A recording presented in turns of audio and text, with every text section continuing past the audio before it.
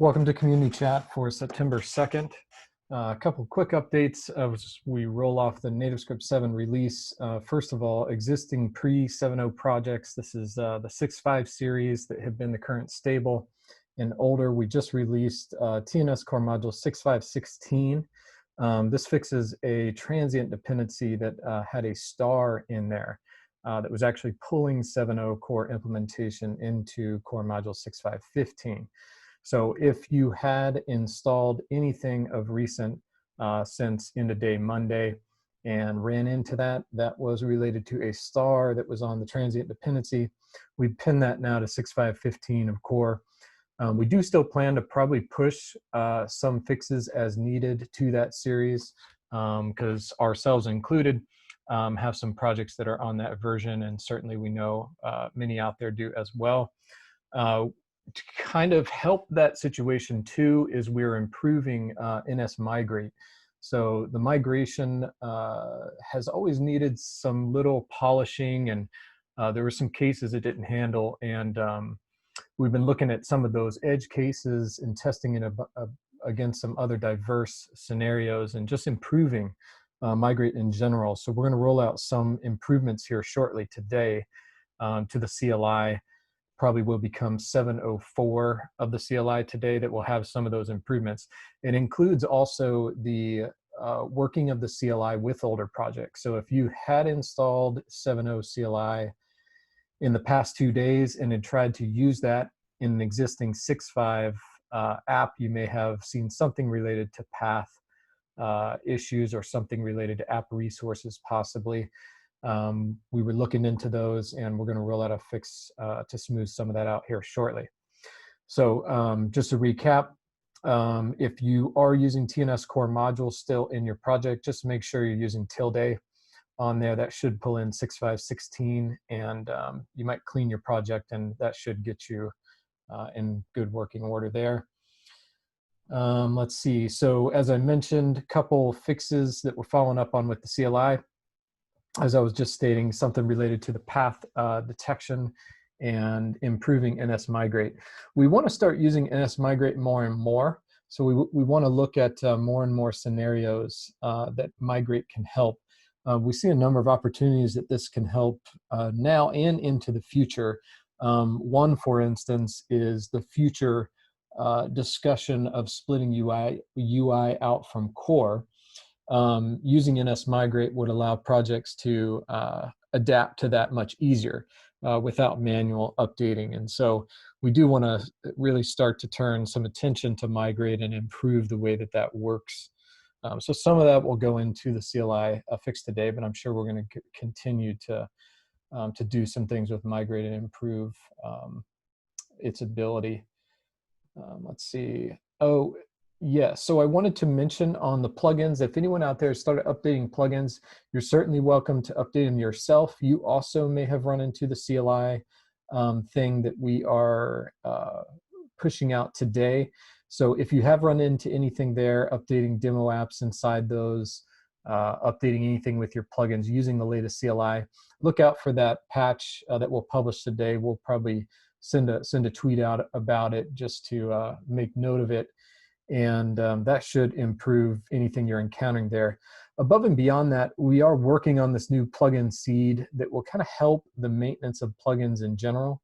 You know, one of the core problems for plugin authors in general is just maintaining them. A good example is someone like Eddie Verbruggen, who had over 85 plugins. Of course, he has it across a lot of different stacks, even Cordova included.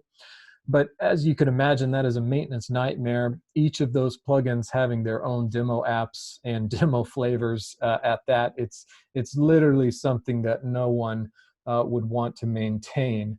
And so we're going to introduce something that is based off this new plugin setup that we're using that matches the same streamlined effectiveness with the core repo. But we've done it across plugins as well. And we want to give this in a seed format to where anyone can use that setup, and it will have all of the necessary tooling already in it. Things like dealing with Angular 10, the Ivy build, ng packager, Also dealing with shared dependencies, and then also syncing any packages that you add to that plugin workspace with demo apps. So you would only have one ts-config to manage dependencies across all your demos, all your plugins, and have a way to kind of sync and maintain those much easier. In addition, it will have tooling that kind of helps streamline the interaction with that source, just like as it would for core. I expect that to probably be ready in the next 2 weeks. We're going to make it easy to drop existing plugins in there. So if you had any plugins you authored and you want to kind of take advantage of that setup, you'll be able to drop them in there. And we'll probably show this off. Maybe we'll do a live stream with Alex on some of this over the next 2 weeks as well. But I'm sure there'll be some videos to follow on some of this soon as well. But with that, I don't want to talk too much and just want to see if anyone out there on the call at least has any questions about the release that went out. And I give anyone who wants to speak an opportunity to speak. So I'll pause for a moment. Hi there. Yes, there is one question about the versions shown on GitHub. So the new release was not visible as in GitHub releases. So with the changelog and stuff, are there any plans to get that back on? Great question. Yes, we actually were just talking about that last night. We'll probably generate that changelog today and post that tag up. There's been some discussion as to whether we keep 2 tags and changelogs for tns-core-modules 6.5 series and 7.0 and beyond. There's some potential to do so. There's even some potential to do with plugins as well. So a thought came up just recently with Eddie when we were discussing providing ES5 built plugins and ES 2017 built plugins. And there could be a pathway forward on that. And certainly all of the current source, even core modules included, it's a matter of just targeting ES5 and building it for ES5. And there's some potential we could keep a tag on NPM that keeps an ES5 built version of core always there. And that would allow any projects that are still on old versions and for whatever reason couldn't jump to ES 2017, could still use an ES5 compatible core.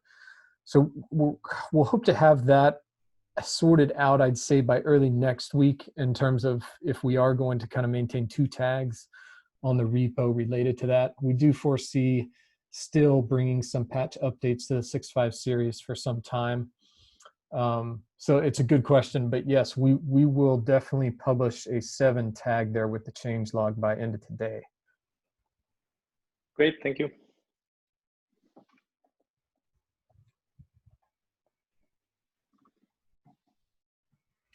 I'm trying to think if there was anything else we were going to mention from this end. I think those are the big, the big main items. Again, we'll post an announcement out when the CLI fix goes out today, and we'll continue to chat more about NS-migrate. And it'd be nice to probably put a blog post together on just NS-migrate alone and talk about using that in existing projects and maybe even mention some edge cases on the way projects are set up and what it encounters, and how you could either use NS-migrate to handle some of those scenarios and or manual updates to help in some cases. Hey, Nathan, quick question on that.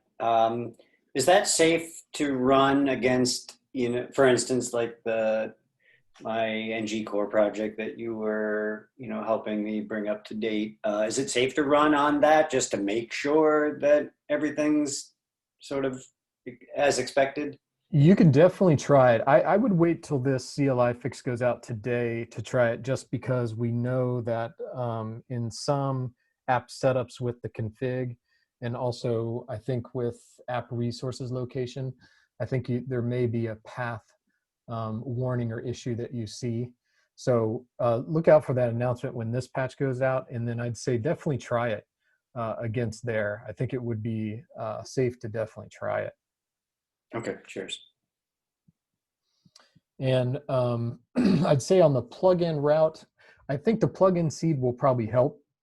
largely a lot, because again, it will already have kind of all the right targeting in place. It'll have all the build tooling to make that a lot easier. And I think it'll make it a bit more fun to maintain plugins, because you won't feel so burdened that you have so many different demos that you want to update against different things. I think it should help make that a bit simpler.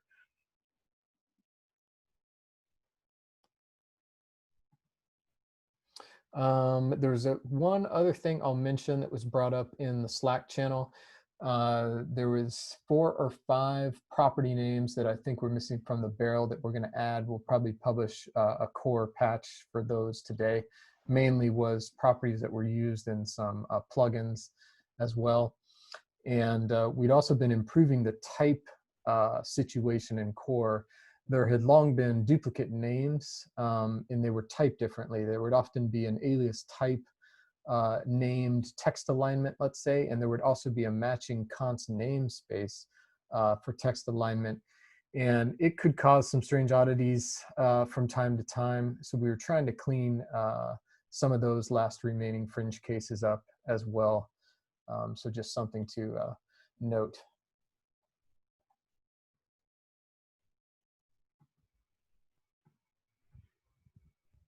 But if no one else has any questions, again, appreciate the feedback thus far, and certainly for 7.1, as we start to look at this next bit of things we're going to start digging into. Always feel free to come with ideas and thoughts to these meetings of anything that you feel like is not getting addressed or talked about, and comment on either of those blog posts that are out if you run into scenarios, and or ping on Twitter or the repos. We're excited to have this milestone out for sure, and hopefully it sets the groundwork for a lot of new evolution to come with modern JS practices in mind.